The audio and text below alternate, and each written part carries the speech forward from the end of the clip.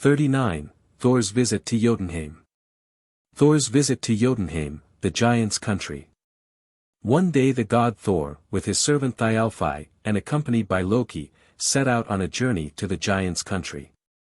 Thialfi was of all men the swiftest of foot. He bore Thor's wallet, containing their provisions. When night came on they found themselves in an immense forest, and searched on all sides for a place where they might pass the night, and at last came to a very large hall, with an entrance that took the whole breadth of one end of the building. Here they lay down to sleep, but towards midnight were alarmed by an earthquake which shook the whole edifice. Thor, rising up, called on his companions to seek with him a place of safety. On the right they found an adjoining chamber, into which the others entered, but Thor remained at the doorway with his mallet in his hand, prepared to defend himself, whatever might happen. A terrible groaning was heard during the night, and at dawn of day Thor went out and found lying near him a huge giant, who slept and snored in the way that had alarmed them so.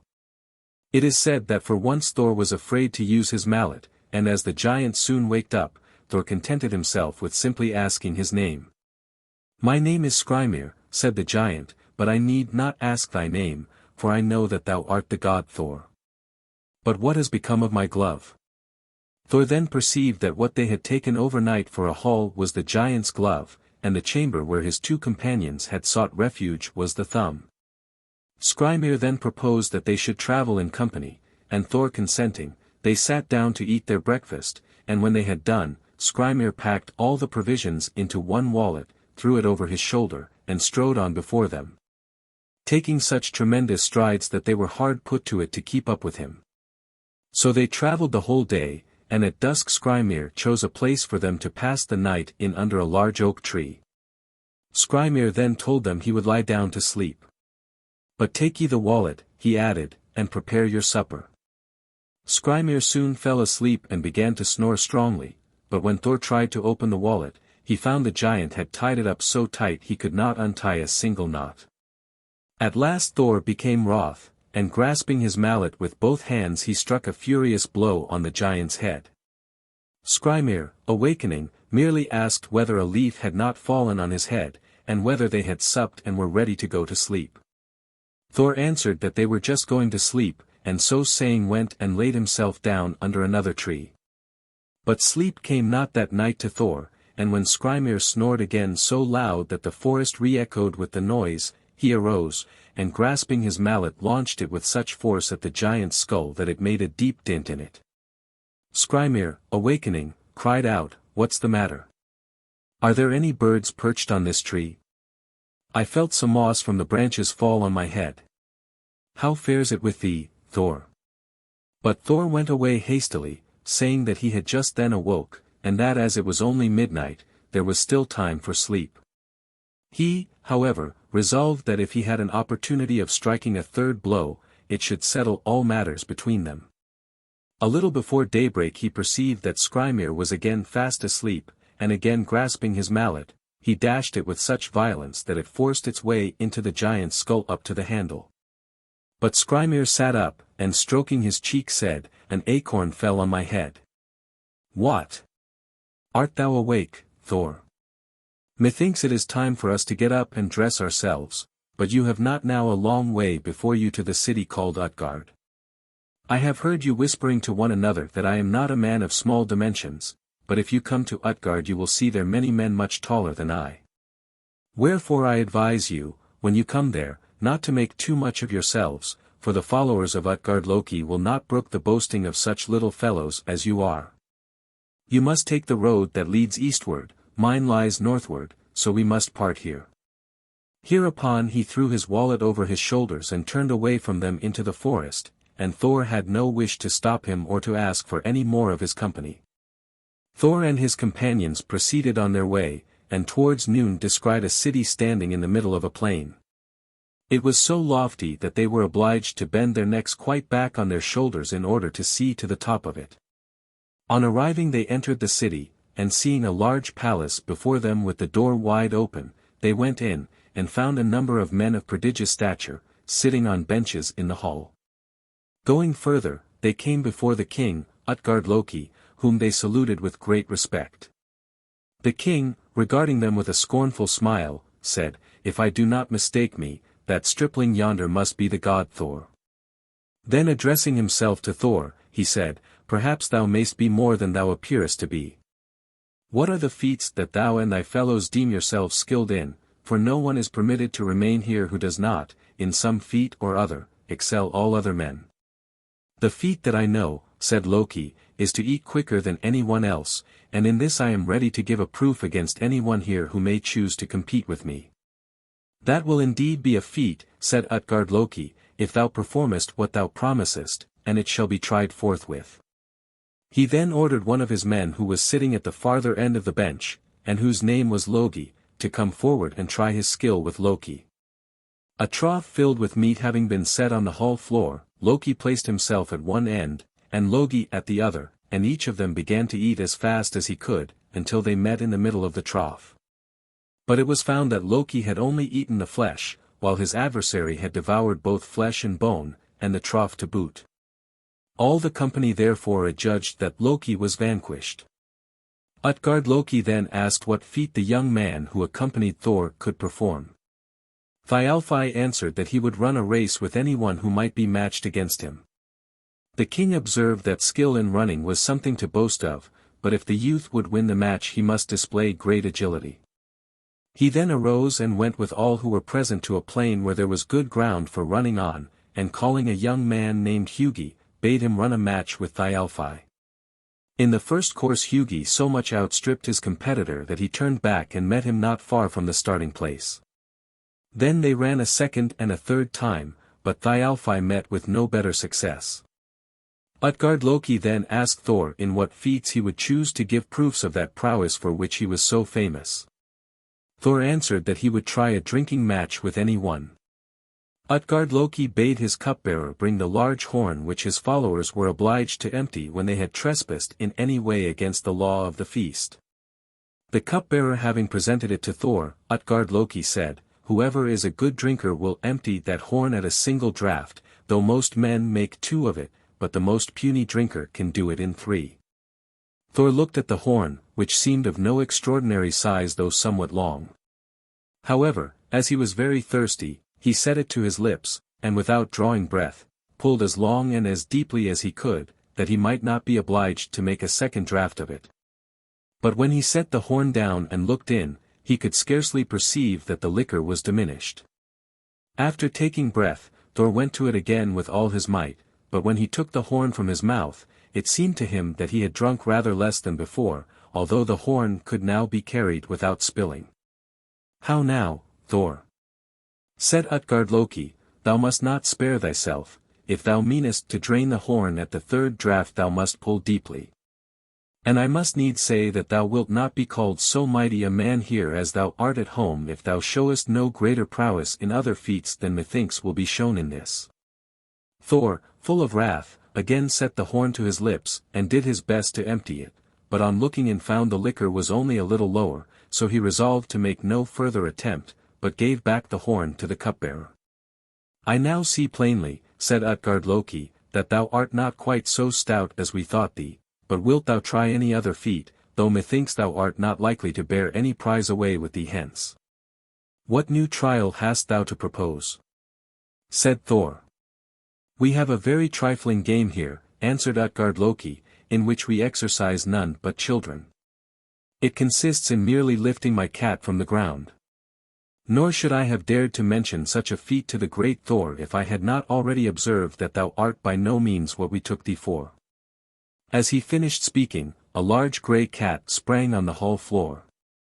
Thor put his hand under the cat's belly and did his utmost to raise him from the floor, but the cat, bending his back, had, notwithstanding all Thor's efforts, only one of his feet lifted up, seeing which Thor made no further attempt.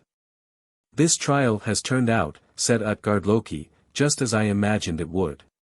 The cat is large, but Thor is little in comparison to our men." "Little as ye call me," answered Thor, "let me see who among you will come hither now I am in wrath and wrestle with me."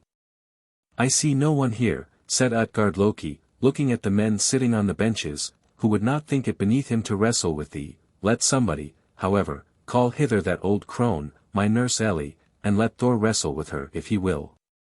She has thrown to the ground many a man not less strong than this Thor is." A toothless old woman then entered the hall, and was told by Utgard Loki to take hold of Thor. The tale is shortly told.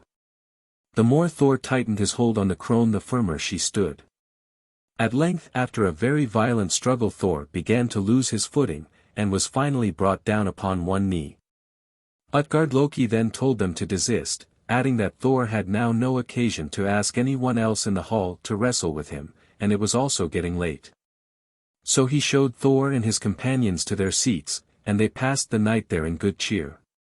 The next morning, at break of day, Thor and his companions dressed themselves and prepared for their departure. Utgard Loki ordered a table to be set for them, on which there was no lack of victuals or drink. After the repast, Utgard Loki led them to the gate of the city, and on parting asked Thor how he thought his journey had turned out, and whether he had met with any men stronger than himself. Thor told him that he could not deny but that he had brought great shame on himself. "And what grieves me most," he added, "is that ye will call me a person of little worth." "Nay," said Utgard Loki, "it behooves me to tell thee the truth, now thou art out of the city, which so long as I live and have my way thou shalt never enter again. And, by my troth, had I known beforehand that thou hadst so much strength in thee, and wouldst have brought me so near to a great mishap, I would not have suffered thee to enter this time. Know then that I have all along deceived thee by my illusions, first in the forest, where I tied up the wallet with iron wire so that thou couldst not untie it. After this thou gavest me 3 blows with thy mallet. The first, though the least, would have ended my days had it fallen on me, but I slipped aside and thy blows fell on the mountain, where thou wilt find 3 glens, one of them remarkably deep. These are the dints made by thy mallet. I have made use of similar illusions in the contests you have had with my followers. In the first, Loki, like hunger itself, devoured all that was set before him, but Loki was in reality nothing else than fire, and therefore consumed not only the meat, but the trough which held it. Hugi, with whom Thialfi contended in running, was thought, and it was impossible for Thialfi to keep pace with that. When thou in thy turn didst attempt to empty the horn, thou didst perform, by my troth, a deed so marvelous that had I not seen it myself I should never have believed it. For one end of that horn reached the sea, which thou wast not aware of, but when thou comest to the shore thou wilt perceive how much the sea has sunk by thy draughts. Thou didst perform a feat no less wonderful by lifting up the cat, and to tell thee the truth, when we saw that one of his paws was off the floor, we were all of us terror-stricken. For what thou tookest for a cat was in reality the Midgard serpent that encompasseth the earth, and he was so stretched by thee that he was barely long enough to enclose it between his head and tail. Thy wrestling with Ellie was also a most astonishing feat, for there was never yet a man, nor ever will be, whom old age, for such in fact was Ellie, will not sooner or later lay low. But now, as we are going to part, let me tell thee that it will be better for both of us if thou never come near me again, for shouldst thou do so, I shall again defend myself by other illusions. So that thou wilt only lose thy labor and get no fame from the contest with me." On hearing these words Thor in a rage laid hold of his mallet and would have launched it at him, but Utgard Loki had disappeared, and when Thor would have returned to the city to destroy it, he found nothing around him but a verdant plain. 40. The death of Baldur, the Elves, Runic letters, Skalds, Iceland. The death of Baldur. Baldur the Good, having been tormented with terrible dreams indicating that his life was in peril, told them to the assembled gods, who resolved to conjure all things to avert from him the threatened danger. Then Frigga, the wife of Odin, exacted an oath from fire and water, from iron and all other metals, from stones, trees, diseases, beasts, birds, poisons, and creeping things, that none of them would do any harm to Baldur. Odin, not satisfied with all this, and feeling alarmed for the fate of his son, determined to consult the prophetess Angerbode, a giantess, mother of Fenris, Hela, and the Midgard serpent. She was dead, and Odin was forced to seek her in Hela's dominions. This descent of Odin forms the subject of Gray's fine ode beginning. Uprose the king of men with speed, and saddled straight his coal-black steed. But the other gods, feeling that what Frigga had done was quite sufficient, amused themselves with using Baldur as a mark, some hurling darts at him, some stones, while others hewed at him with their swords and battle-axes. For do what they would, none of them could harm him. And this became a favorite pastime with them and was regarded as an honor shown to Baldur. But when Loki beheld the scene he was sorely vexed that Baldur was not hurt. Assuming, therefore, the shape of a woman, he went to Fensalar, the mansion of Frigga. That goddess, when she saw the pretended woman, inquired of her if she knew what the gods were doing at their meetings. She replied that they were throwing darts and stones at Baldur, without being able to hurt him. "I," said Frigga, "neither stones, nor sticks, nor anything else can hurt Baldur, for I have exacted an oath from all of them." "What," exclaimed the woman, "have all things sworn to spare Baldur?" "All things," replied Frigga, "except one little shrub that grows on the eastern side of Valhalla, and is called mistletoe, and which I thought too young and feeble to crave an oath from." As soon as Loki heard this he went away, and resuming his natural shape, cut off the mistletoe, and repaired to the place where the gods were assembled. There he found Hoda standing apart, without partaking of the sports, on account of his blindness, and going up to him, said, "Why dost thou not also throw something at Baldur?" "Because I am blind," answered Hoda, "and see not where Baldur is, and have, moreover, nothing to throw."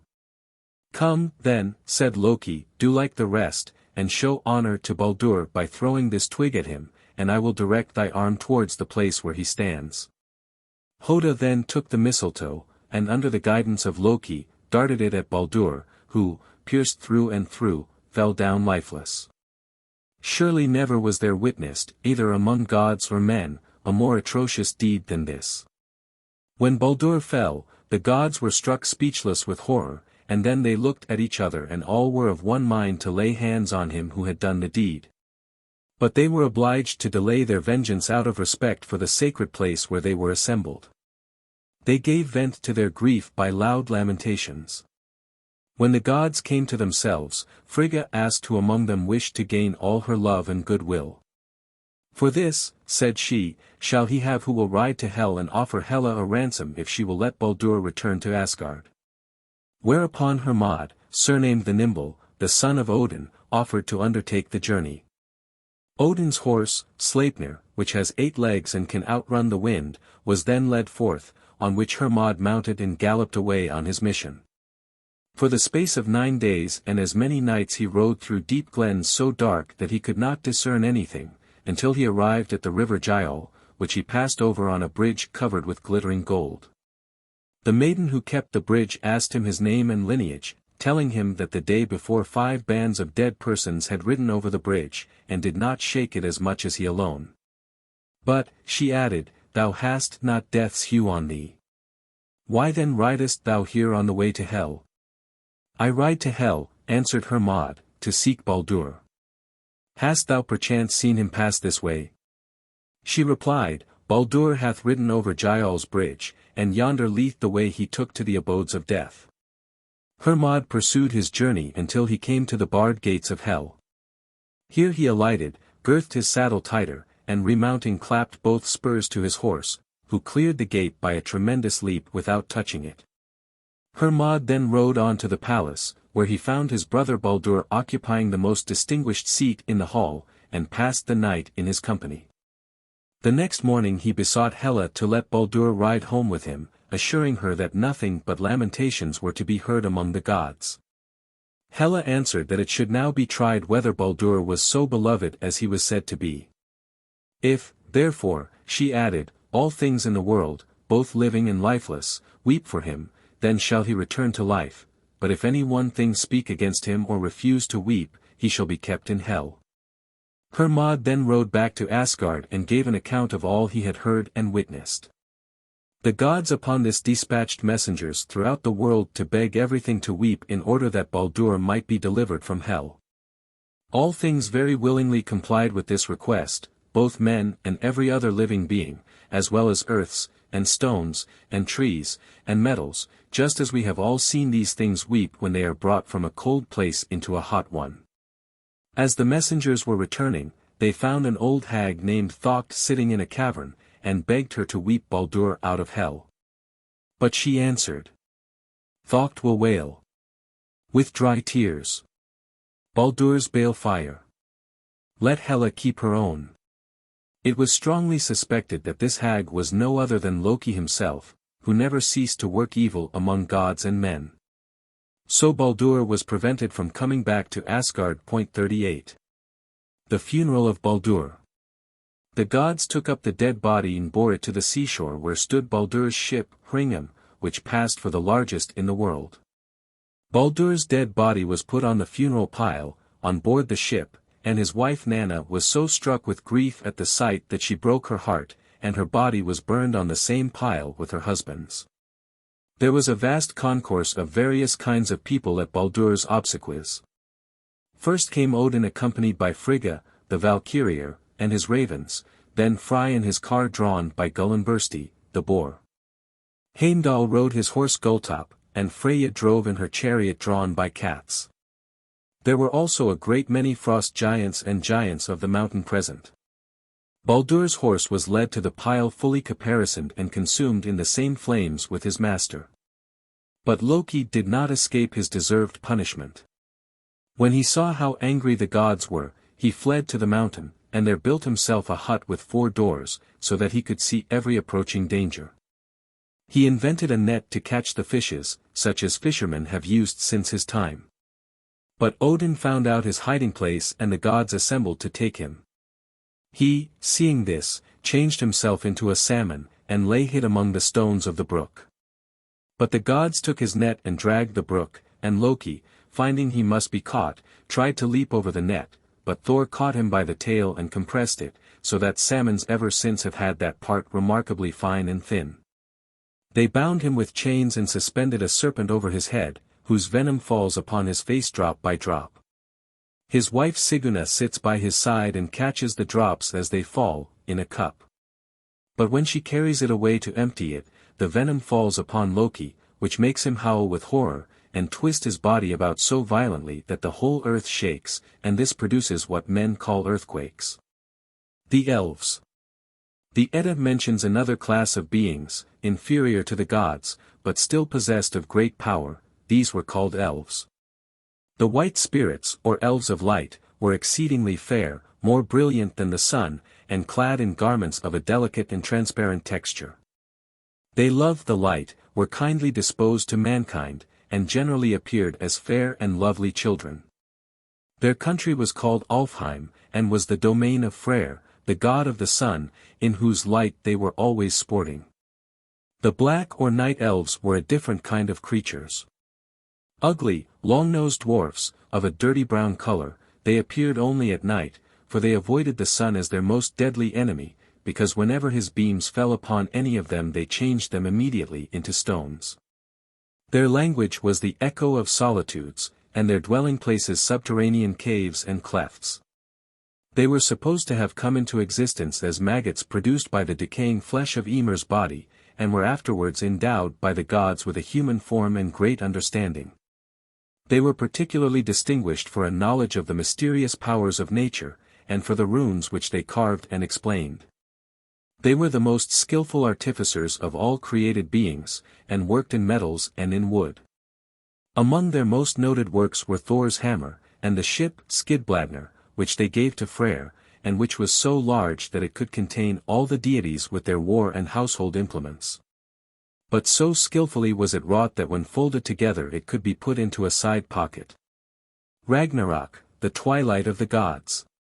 It was a firm belief of the northern nations that a time would come when all the visible creation, the gods of Valhalla and Niflheim, the inhabitants of Jotunheim, Alfheim, and Midgard, together with their habitations, would be destroyed. The fearful day of destruction will not, however, be without its forerunners. First will come a triple winter, during which snow will fall from the 4 corners of the heavens, the frost be very severe, the wind piercing, the weather tempestuous, and the sun impart no gladness. 3 such winters will pass away without being tempered by a single summer. 3 other similar winters will then follow, during which war and discord will spread over the universe. The earth itself will be frightened and begin to tremble, the sea leave its basin, the heavens tear asunder, and men perish in great numbers, and the eagles of the air feast upon their still quivering bodies. The wolf Fenris will now break his bands, the Midgard serpent rise out of her bed in the sea, and Loki, released from his bonds, will join the enemies of the gods. Amidst the general devastation the sons of Muspelheim will rush forth under their leader Surtur, before and behind whom are flames and burning fire. Onward they ride over Bifrost, the rainbow bridge, which breaks under the horses' hoofs. But they, disregarding its fall, direct their course to the battlefield called Vigrid. Thither also repair the wolf Fenris, the Midgard serpent, Loki with all the followers of Hela, and the frost giants. Heimdall now stands up and sounds the Gjallar horn to assemble the gods and heroes for the contest. The gods advance, led on by Odin, who engages the wolf Fenris, but falls a victim to the monster, who is, however, slain by Vidar, Odin's son. Thor gains great renown by killing the Midgard serpent, but recoils and falls dead, suffocated with the venom which the dying monster vomits over him. Loki and Heimdall meet and fight till they are both slain. The gods and their enemies having fallen in battle, Surtur, who has killed Freyr, darts fire and flames over the world, and the whole universe is burned up. The sun becomes dim, the earth sinks into the ocean, the stars fall from heaven, and time is no more. After this Alfader, the Almighty, will cause a new heaven and a new earth to arise out of the sea. The new earth filled with abundant supplies will spontaneously produce its fruits without labor or care. Wickedness and misery will no more be known, but the gods and men will live happily together. Runic letters.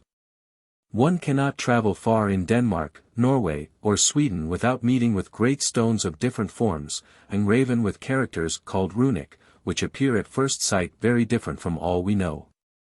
The letters consist almost invariably of straight lines, in the shape of little sticks either singly or put together. Such sticks were in early times used by the northern nations for the purpose of ascertaining future events. The sticks were shaken up, and from the figures that they formed a kind of divination was derived. The runic characters were of various kinds. They were chiefly used for magical purposes. The noxious, or, as they called them, the bitter runes, were employed to bring various evils on their enemies, the favorable averted misfortune. Some were medicinal, others employed to win love, etc. In later times they were frequently used for inscriptions, of which more than 1,000 have been found. The language is a dialect of the Gothic, called Norse, still in use in Iceland. The inscriptions may therefore be read with certainty, but hitherto very few have been found which throw the least light on history. They are mostly epitaphs on tombstones. Gray's Ode on the Descent of Odin contains an allusion to the use of runic letters for incantation. Facing to the northern clime. Thrice he traced the runic rhyme. Thrice pronounced, in accents dread. The thrilling verse that wakes the dead. Till from out the hollow ground slowly breathed a sullen sound. The Skalds. The Skalds were the bards and poets of the nation, a very important class of men in all communities in an early stage of civilization. They are the depositaries of whatever historic lore there is, and it is their office to mingle something of intellectual gratification with the rude feasts of the warriors, by rehearsing. With such accomplishments of poetry and music as their skill can afford, the exploits of their heroes, living or dead. The compositions of the Skalds were called sagas, many of which have come down to us, and contain valuable materials of history, and a faithful picture of the state of society at the time to which they relate. Iceland. The Eddas and sagas have come to us from Iceland. The following extract from Carlyle's lectures on Heroes and Hero Worship gives an animated account of the region where the strange stories we have been reading had their origin. Let the reader contrast it for a moment with Greece, the parent of classical mythology. In that strange island, Iceland, burst up, the geologists say, by fire from the bottom of the sea, a wild land of barrenness and lava. Swallowed many months of every year in black tempests, yet with a wild, gleaming beauty in summer time, towering up their stern and grim in the North Ocean, with its snow yokels, mountains, roaring geysers, boiling springs, sulphur pools. And horrid volcanic chasms, like the waste, chaotic battlefield of frost and fire, where, of all places, we least looked for literature or written memorials, the record of these things was written down. On the seaboard of this wild land is a rim of grassy country, where cattle can subsist, and men by means of them and of what the sea yields. And it seems they were poetic men, these, men who had deep thoughts in them and uttered musically their thoughts. Much would be lost had Iceland not been burst up from the sea, not been discovered by the Northmen. 41. The Druids, Iona. The Druids. The Druids were the priests or ministers of religion among the ancient Celtic nations in Gaul, Britain, and Germany. Our information respecting them is borrowed from notices in the Greek and Roman writers. Compared with the remains of Welsh and Gaelic poetry still extant. The Druids combined the functions of the priest, the magistrate, the scholar, and the physician. They stood to the people of the Celtic tribes in a relation closely analogous to that in which the Brahmins of India, the Magi of Persia, and the priests of the Egyptians stood to the people respectively by whom they were revered. The Druids taught the existence of one god, to whom they gave a name, Beowulf, which Celtic antiquaries tell us means, the life of everything, or, the source of all beings, and which seems to have affinity with the Phoenician Baal. What renders this affinity more striking is that the Druids as well as the Phoenicians identified this, their supreme deity, with the sun. Fire was regarded as a symbol of the divinity. The Latin writers assert that the Druids also worshipped numerous inferior gods. They used no images to represent the object of their worship, nor did they meet in temples or buildings of any kind for the performance of their sacred rites. A circle of stones, each stone generally of vast size, enclosing an area of from 20 feet to 30 yards in diameter, constituted their sacred place.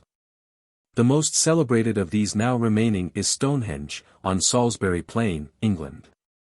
These sacred circles were generally situated near some stream, or under the shadow of a grove or widespreading oak. In the center of the circle stood the cromlech or altar, which was a large stone, placed in the manner of a table upon other stones set up on end. The Druids had also their high places, which were large stones or piles of stones on the summits of hills. These were called cairns, and were used in the worship of the deity under the symbol of the sun. That the Druids offered sacrifices to their deity there can be no doubt. But there is some uncertainty as to what they offered, and of the ceremonies connected with their religious services we know almost nothing. The classical, Roman, writers affirm that they offered on great occasions human sacrifices, as for success in war or for relief from dangerous diseases. Caesar has given a detailed account of the manner in which this was done. They have images of immense size, the limbs of which are framed with twisted twigs and filled with living persons. These being set on fire, those within are encompassed by the flames.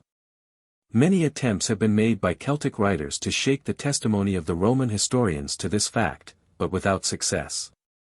The Druids observed 2 festivals in each year. The former took place in the beginning of May, and was called Beltane or Fire of God. On this occasion a large fire was kindled on some elevated spot, in honor of the sun, whose returning beneficence they thus welcomed after the gloom and desolation of winter. Of this custom a trace remains in the name given to Whitsunday in parts of Scotland to this day. Sir Walter Scott uses the word in the Boat Song, in the Lady of the Lake. Ours is no sapling, chance sown by the fountain, blooming at Beltane in winter to fade, etc. The other great festival of the Druids was called Sam Hin, or Fire of Peace, and was held on Hallow Eve, 1st of November, which still retains this designation in the Highlands of Scotland. On this occasion the Druids assembled in solemn conclave, in the most central part of the district, to discharge the judicial functions of their order. All questions, whether public or private, all crimes against person or property, were at this time brought before them for adjudication. With these judicial acts were combined certain superstitious usages, especially the kindling of the sacred fire, from which all the fires in the district, which had been beforehand scrupulously extinguished, might be relight. This usage of kindling fires on Hallow Eve lingered in the British Islands long after the establishment of Christianity. Besides these two great annual festivals, the Druids were in the habit of observing the full moon, and especially the 6th day of the moon. On the latter they sought the mistletoe, which grew on their favorite oaks, and to which, as well as to the oak itself, they ascribed a peculiar virtue and sacredness. The discovery of it was an occasion of rejoicing and solemn worship. They call it, says Pliny, by a word in their language, which means heal all, and having made solemn preparation for feasting and sacrifice under the tree, they drive thither 2 milk-white bulls, whose horns are then for the first time bound. The priest then, robed in white, ascends the tree, and cuts off the mistletoe with a golden sickle. It is caught in a white mantle, after which they proceed to slay the victims, at the same time praying that God would render his gift prosperous to those to whom he had given it. They drink the water in which it has been infused, and think it a remedy for all diseases. The mistletoe is a parasitic plant, and is not always nor often found on the oak, so that when it is found it is the more precious. The Druids were the teachers of morality as well as of religion. Of their ethical teaching a valuable specimen is preserved in the triads of the Welsh bards, and from this we may gather that their views of moral rectitude were on the whole just. And that they held and inculcated many very noble and valuable principles of conduct. They were also the men of science and learning of their age and people. Whether they were acquainted with letters or not has been disputed, though the probability is strong that they were, to some extent. But it is certain that they committed nothing of their doctrine, their history, or their poetry to writing. Their teaching was oral, and their literature, if such a word may be used in such a case, was preserved solely by tradition. But the Roman writers admit that they paid much attention to the order and laws of nature, and investigated and taught to the youth under their charge many things concerning the stars and their motions, the size of the world and the lands, and concerning the might and power of the immortal gods. Their history consisted in traditional tales, in which the heroic deeds of their forefathers were celebrated. These were apparently in verse, and thus constituted part of the poetry as well as the history of the Druids. In the poems of Ossian we have, if not the actual productions of Druidical times, what may be considered faithful representations of the songs of the bards. The bards were an essential part of the Druidical hierarchy. One author, Pennant, says, the bards were supposed to be endowed with powers equal to inspiration. They were the oral historians of all past transactions, public and private. They were also accomplished genealogists, etc. Pennant gives a minute account of the Eisteddfods or sessions of the bards and minstrels, which were held in Wales for many centuries, long after the Druidical priesthood in its other departments became extinct. At these meetings none but bards of merit were suffered to rehearse their pieces, and minstrels of skill to perform. Judges were appointed to decide on their respective abilities, and suitable degrees were conferred.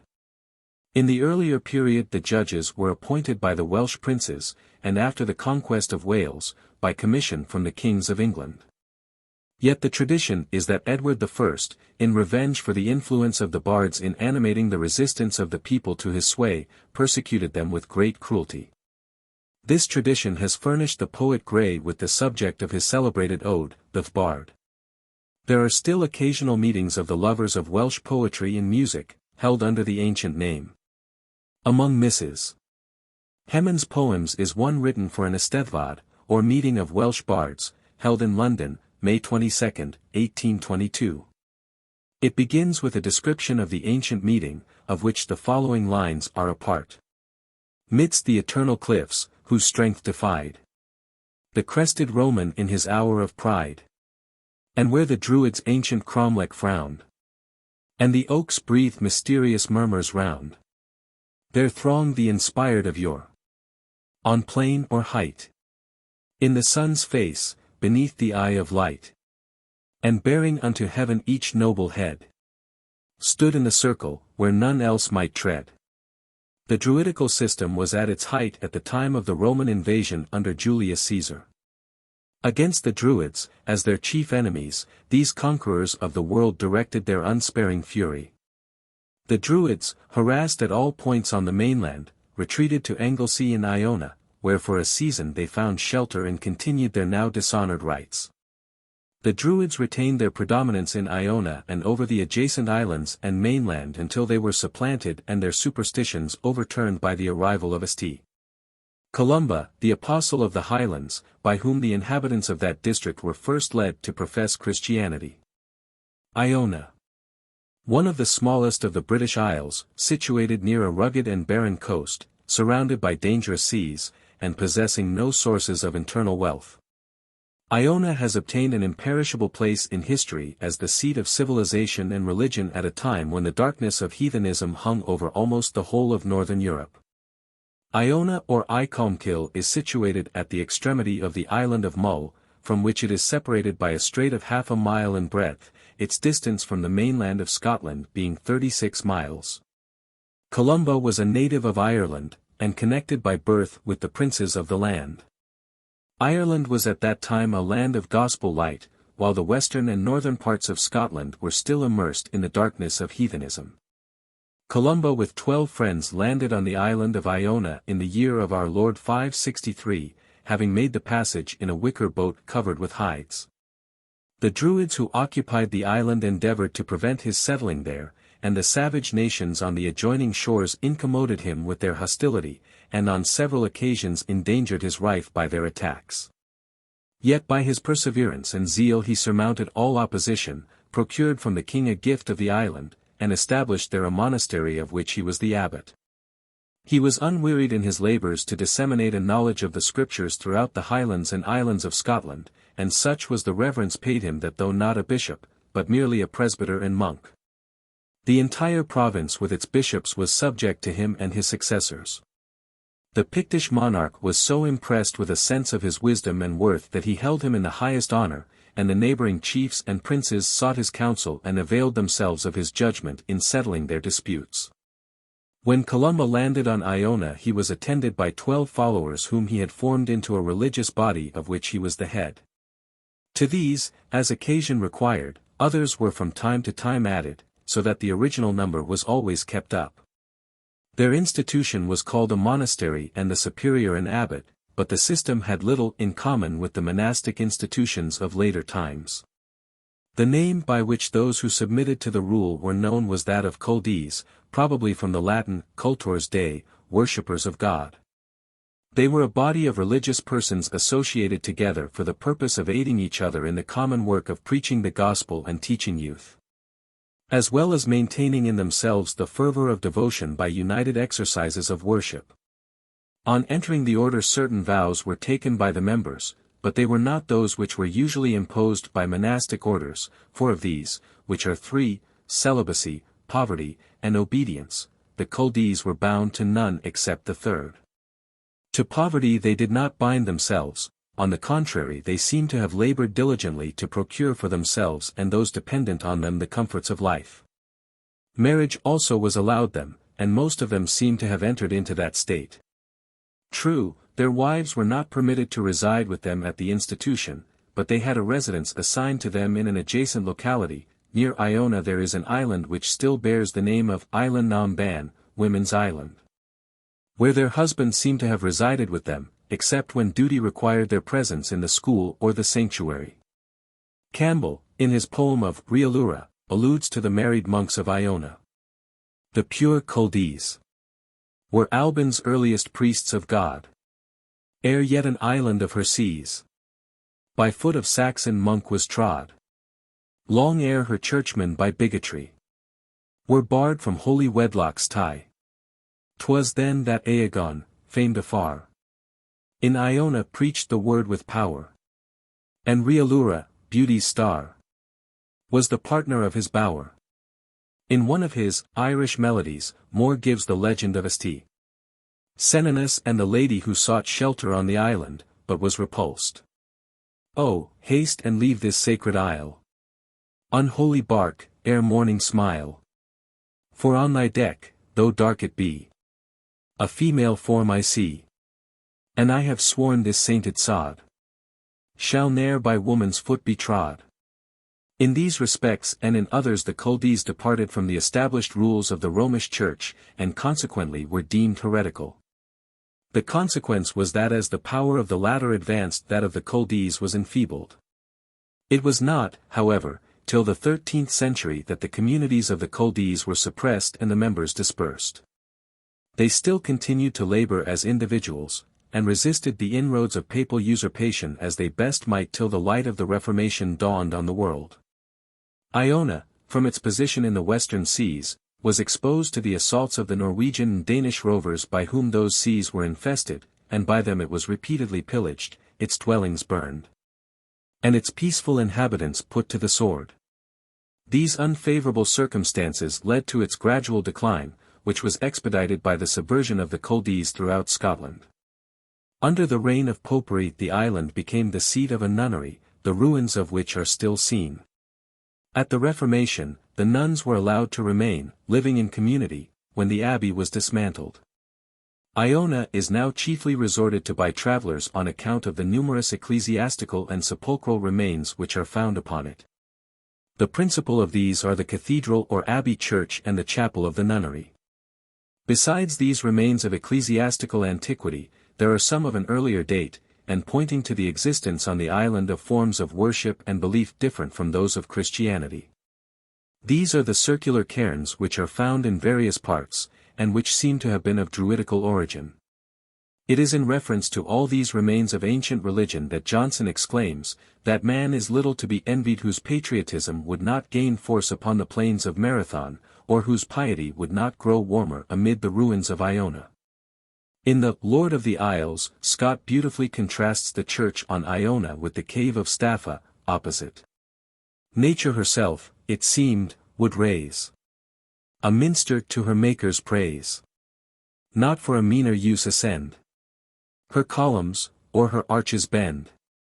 Nor of a theme less solemn tells that mighty surge that ebbs and swells, and still between each awful pause from the high vault an answer draws, in varied tone, prolonged and high, that mocks the organ's melody, nor doth its entrance front in vain to old Iona's holy fane, that nature's voice might seem to say, well hast thou done, frail child of clay, thy humble powers that stately shrine tasked high and hard but witness mine. 42. Beowulf. Although the manuscript which contains the epic of Beowulf was written about 1000 AD, the poem itself was known and had been elaborated upon for centuries by minstrels who recited the heroic exploits of the son of Ecthio and nephew of Hygelac, king of the Geats, whose kingdom was what is now southern Sweden. In his boyhood Beowulf gave evidence of the great feats of strength and courage which in manhood made him the deliverer of Hrothgar, king of Denmark, from the monster, Grendel.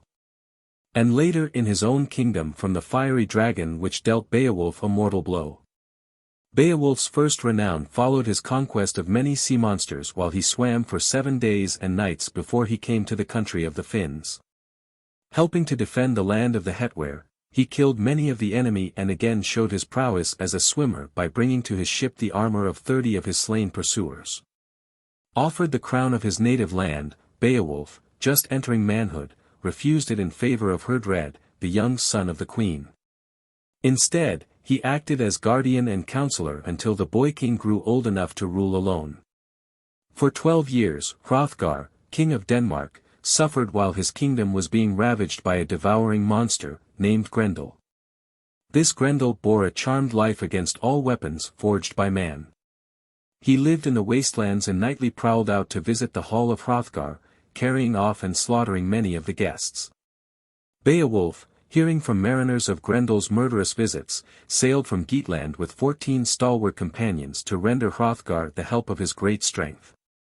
Landing on the Danish coast, Beowulf was challenged as a spy. He persuaded the coastguards to let him pass, and he was received and feasted by King Hrothgar. When the king and his court retired for the night, Beowulf and his companions were left alone in the hall.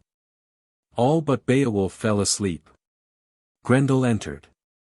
With a stroke he killed one of Beowulf's sleeping men, but Beowulf, unarmed, wrestled with the monster and by dint of his great strength managed to tear Grendel's arm out at the shoulder. Grendel, mortally wounded, retreated, leaving a bloody trail from the hall to his lair. All fear of another attack by Grendel allayed. The Danes returned to the hall, and Beowulf and his companions were sheltered elsewhere. Grendel's mother came to avenge the fatal injury to her monster son and carried off a Danish nobleman and Grendel's torn-off paw. Following the blood trail, Beowulf went forth to dispatch the mother.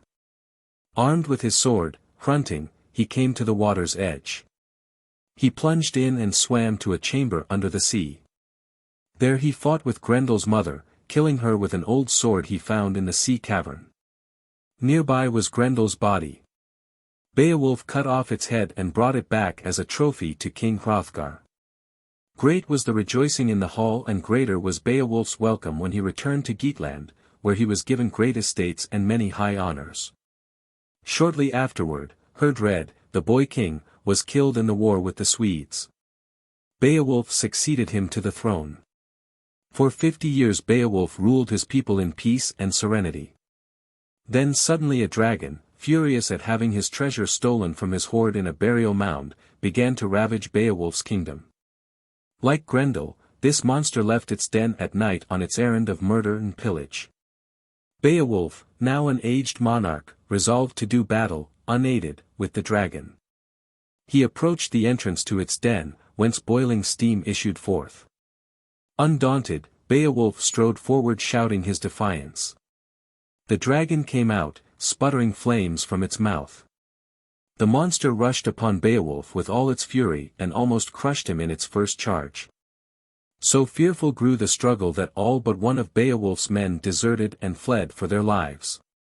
Wiglaf remained to help his aged monarch.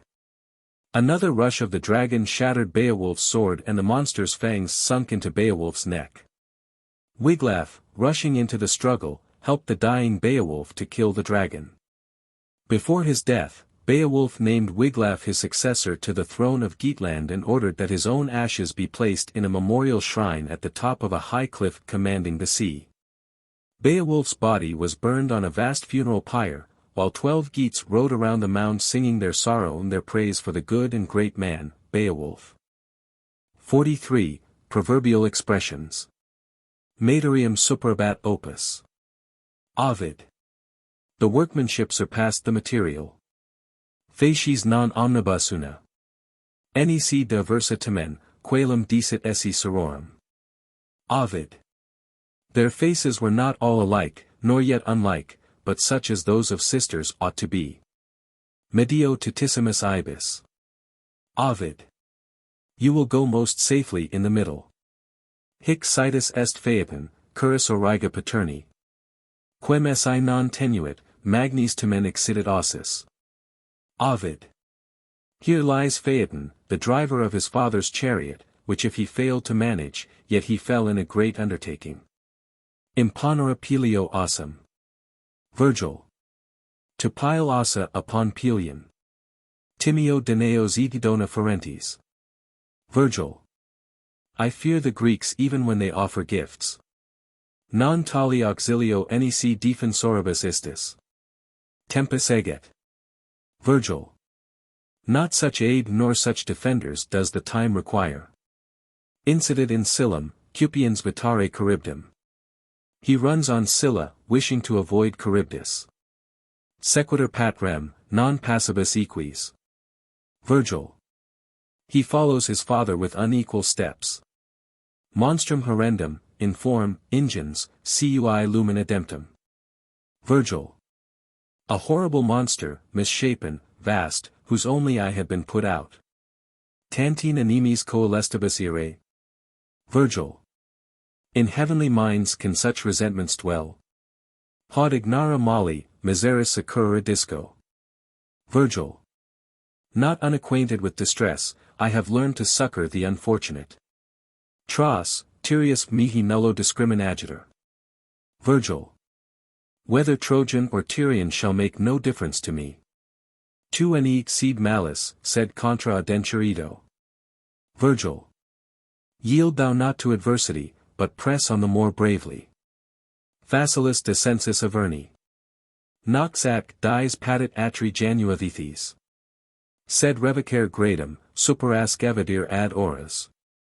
Hoc opus, hic labor est, Virgil. The descent to Avernus is easy. The gate of Pluto stands open night and day, but to retrace one's steps and return to the upper air, that is the toil, that the difficulty. Uno avulso non deficit alter. Virgil. When one is torn away another succeeds. Quadrupedant putrem sonatu quadet ungula campum. Virgil. Then struck the hoofs of the steeds on the ground with a four-footed trampling. Sterniter infelix alieno vulnere, coelumc. Ad spicit eti moriens dulces reminisciter argos. Virgil. He falls, unhappy, by a wound intended for another, looks up to the skies, and dying remembers sweet Argos. The end.